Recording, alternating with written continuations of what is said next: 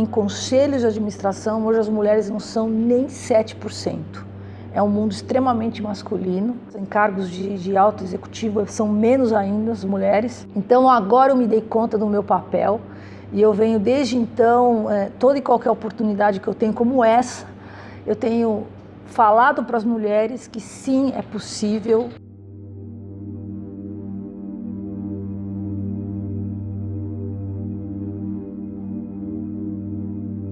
Bom, eu sou filha mais velha, né, de 3 filhas mulheres, meus pais são nordestinos e eu confesso que no começo, quando eu era bem mais jovem, menina, eu achava muito estranho essa questão de ter meus pais nordestinos, porque eu nasci em São Paulo, as 3 filhas nasceram em São Paulo, mas eu confesso que ao longo da vida eu comecei a entender a maravilha que é esse povo nordestino e hoje eu me considero praticamente uma nordestina também. Sou filha mais velha, de uma família de 3 irmãs, 2 pais muito batalhadores, mas sofredores, sem condições financeiras, e eu tive a oportunidade de ter bastante amor por parte deles na época que eu era criança, me desenvolvendo, e desde pequena a minha mãe sempre conversava comigo, com as 3 filhas, e falava da questão da gente ser independente, da gente correr atrás dos nossos objetivos. E quando eu era criança eu não entendia muito isso que minha mãe falava, mas com o passar dos anos eu fui começando a entender um pouco. E eu não sei porquê, das 3 eu fui a que mais gostava de estudar, desde o começo. Engraçado, às vezes chorava para ir para a escola quando era muito pequenininha, mas depois dos 12 anos eu comecei a adorar a escola, adorava estudar, sempre gostei muito de matemática, ia super bem em matemática. E aí comecei a descobrir talvez uma coisa que hoje faz muito sentido na minha vida. A importância de a gente se preparar, a importância de você correr atrás e buscar os seus objetivos, os seus sonhos.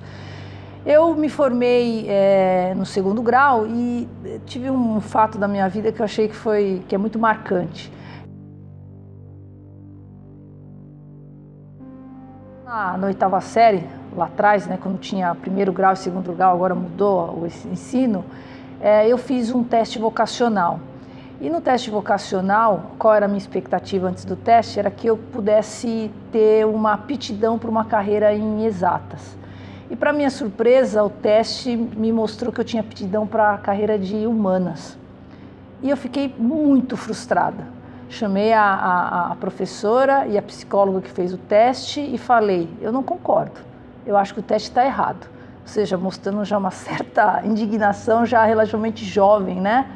Porque como eu gostava muito de matemática, eu queria que o teste desse uma aptidão para a carreira de exatas. Isso me marcou profundamente e eu sempre tive uma relação muito próxima com a minha mãe, até hoje a gente é muito próxima.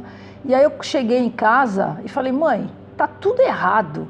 Eu gosto de matemática, eu dava aula particular de matemática para alunos de séries anteriores. E ela falou, olha, não pensa muito nisso, continua tocando os teus estudos, continua estudando como você estuda e depois a gente conversa sobre isso.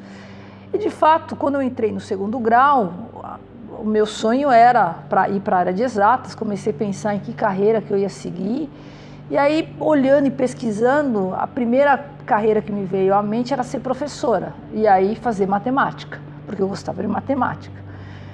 E nesse processo, eu comecei a me dar conta que ser professor, e nada contra os professores, e aliás, hoje eu acho que é uma das professoras mais dignas, e eu tive a oportunidade de dar aula por quase 4 anos em escola. Eu falei, puxa, legal, vou ser professor, mas eu não quero só dar aula, então eu vou procurar alguma faculdade que tenha matemática. E é isso que eu descobri, o curso de engenharia. E aí, nesse processo, na adolescência, de descobrir o curso, eu fui atrás das universidades e descobri que na época, acredito que ainda é hoje, uma das melhores universidades de engenharia era a Escola Politécnica de São Paulo. Bom, lá vou eu me preparar, muito estudiosa, para prestar o vestibular para a Politécnica. Terminei o 2º grau, fui fazer o vestibular, na época era FUVEST, não sei se é FUVEST ainda. Fiz o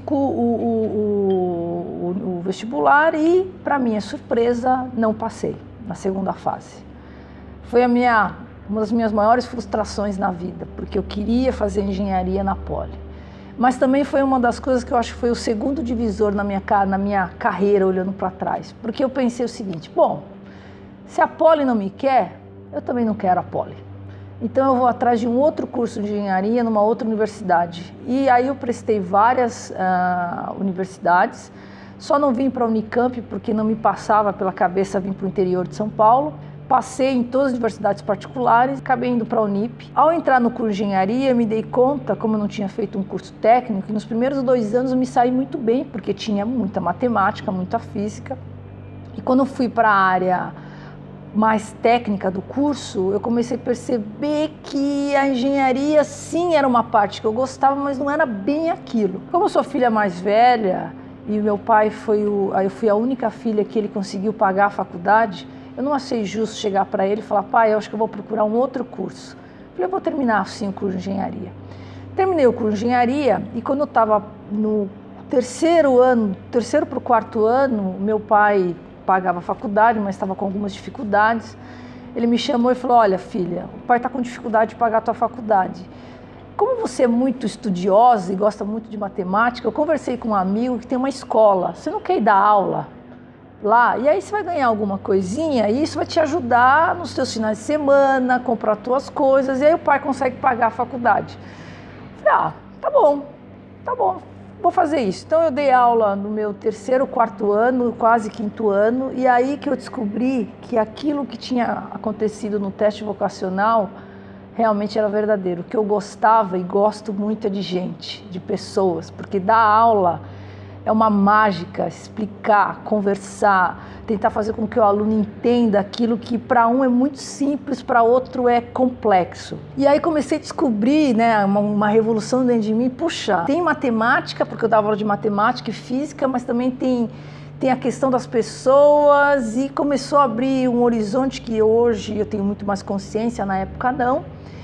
Mas como eu estava terminando o curso, eu precisava de um estágio, eu precisava começar a trabalhar. E aí a minha mãe, de novo, minha grande companheira, tinha um conhecido, e ela para todos os amigos falava: minha filha precisa de um emprego, minha filha precisa estagiar, se vocês tiverem alguma coisa. E um amigo dela falou: olha, tem uma empresa alemã, que eles estão contratando estagiários, eles sempre costumam pegar estudante de engenharia, fala para ela ir lá. Aí eu fui lá na empresa, bati a cara: ó, meu nome é Adriana, eu vim procurar um estágio, conversei com o gerente, que era o gerente de vendas na época, ele falou: tá bom, vem aí, segunda-feira, que a gente tem um estágio numa área que até então, na época, não era nem marketing, nem engenharia de aplicação, nem produto, não era nada. Era uma área que todo mundo fazia tudo.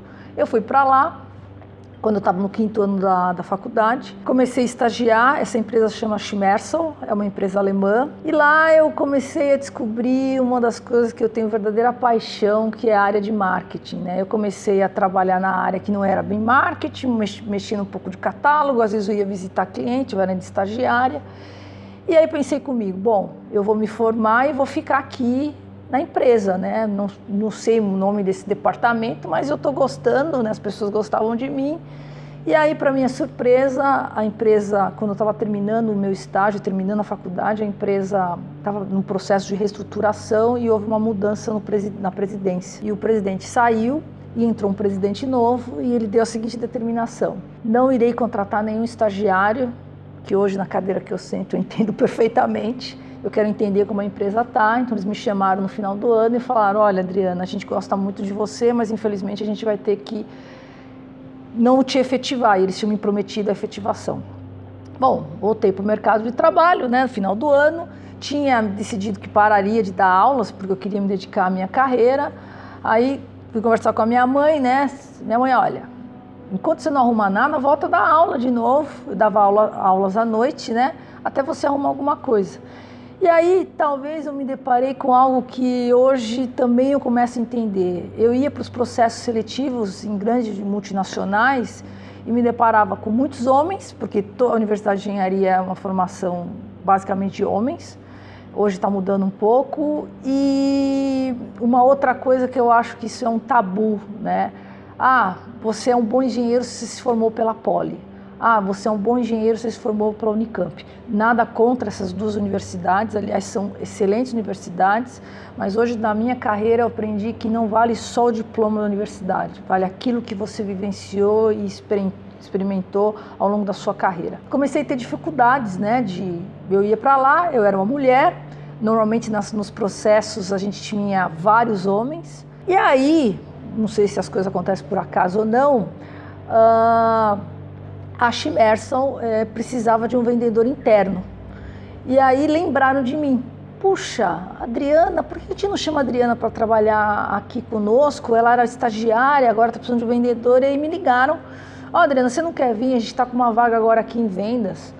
Aí eu peguei, vaga em vendas? Peraí, acabei de me formar, sou engenheira eletricista, vou trabalhar como vendedora. Não, e meu pai é vendedor, né, agora aposentado, mas não, isso não é para mim. Falei para minha mãe, veja só, a Chimerson está me ligando para me chamar para trabalhar como vendedora. Aí minha mãe, novamente, sabiamente, falou, Adriana, é uma oportunidade. Você está trabalhando, você só está dando aulas. Pensei um pouquinho, tá bom, vou aceitar. Fui para a Chimerson, voltei para a Chimerson na prática e trabalhei 6 meses como vendedora interna. Interessante que passaram-se 6 meses, né, por isso que um dos meus mantras, talvez, esteja no lugar certo, na hora certa, mas o mais importante, esteja preparado. Porque se você estiver no lugar certo, na hora certa, mas não estiver preparado, você não vai poder assumir o desafio. É bem verdade que alguns desafios que eu assumi, eu não estava tão bem preparada assim, como esse, passados 6 meses na Chimerson, me convidaram para assumir a área de marketing. Eu não sabia nada de marketing, a não ser o que eu tinha vivido como estagiária, fazendo alguns catálogos, ajudando um pouquinho em algumas feiras, mas como eu sempre fui movida a desafio, vamos embora. Não sei nada, posso estudar? Tem como fazer um curso? O novo presidente, né, que tinha assumido, falou para mim, vai estudar, vai fazer um curso, a gente vai te apoiar. E aí foi um período brilhante, eu tive 10 anos na Chimerson, aprendi muita coisa, estruturei toda a área de marketing, estruturei toda a área de produto, comecei a lidar com pessoas, saí da Chimerson com um time de 10 pessoas e lá eu descobri o quão é gostoso trabalhar com gente e gerenciar.